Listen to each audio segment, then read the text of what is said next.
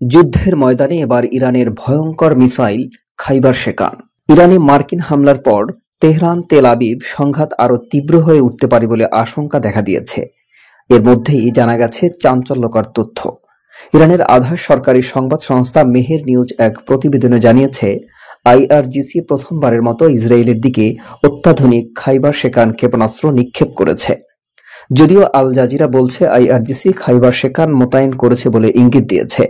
রোববার ২২ জুন কাতার ভিত্তিক সংবাদ মাধ্যমটির প্রতিবেদনে বলা হয়, ইরানের পারমাণবিক স্থাপনা, সামরিক স্থাপনা এবং আবাসিক ভবন লক্ষ্য করে ইসরায়েলি হামলা অব্যাহত থাকায় প্রতিশোধমূলক পদক্ষেপের অংশ হিসেবে ইরান এখন তাদের সবচেয়ে উন্নত ক্ষেপণাস্ত্র খাইবার শেকান মোতায়েন করছে বলেও ইঙ্গিত দিয়েছে। ইসরায়েলি গণমাধ্যমের বরাত দিয়ে তাসনিম নিউজ এজেন্সি জানিয়েছে, রোববার হাইফা এবং তেল আবিবের বিভিন্ন লক্ষ্যবস্তুতে প্রায় ৩০টি ক্ষেপণাস্ত্র নিক্ষেপ করেছে ইরান। এদিকে ইরানের পররাষ্ট্র মন্ত্রণালয় মার্কিন হামলার তীব্র নিন্দা জানিয়েছে। তারা দাবি করছে, ইরান যখন কূটনৈতিক আলোচনার মাঝামাঝি ছিল তখনই এই হামলাগুলো চালানো হয়।